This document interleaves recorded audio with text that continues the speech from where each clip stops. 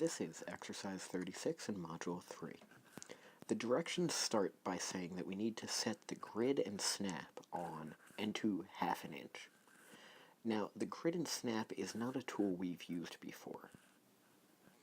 So, in order to change the grid and snap, I'm going to go down here to the bottom left. I'm going to click on that second icon from the left, and then click on Settings.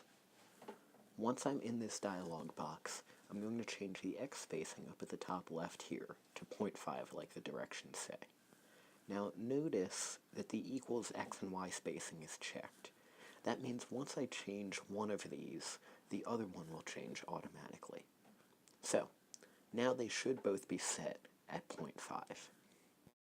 So with the grid and snap set, I'm going to continue by making the cross. I'll go up and select my line tool. Now if you notice, my cursor only moves at 0.5 increments. That should happen if the grid and snap is set correctly.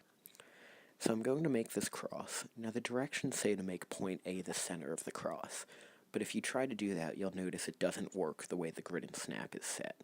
So I'm going to just start at point A and instead of what the directions say. And now I shouldn't have to type in each dimension. If I just go up 5, over 5, up 5, over 5, so on and so forth until I make the cross, it should come out to be the correct size. And then, now I'll finish here at point A.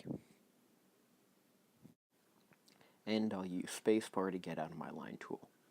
Now, the last thing it says to do is to copy this cross 12.5 over to the right. So, I'm going to go up, and I'll select my copy tool. And I'll start on the bottom right and drag to the top left so that I select all of the cross. Hit spacebar, and now I have to select my base point. And using this grid and snap, it should just snap to 12.5.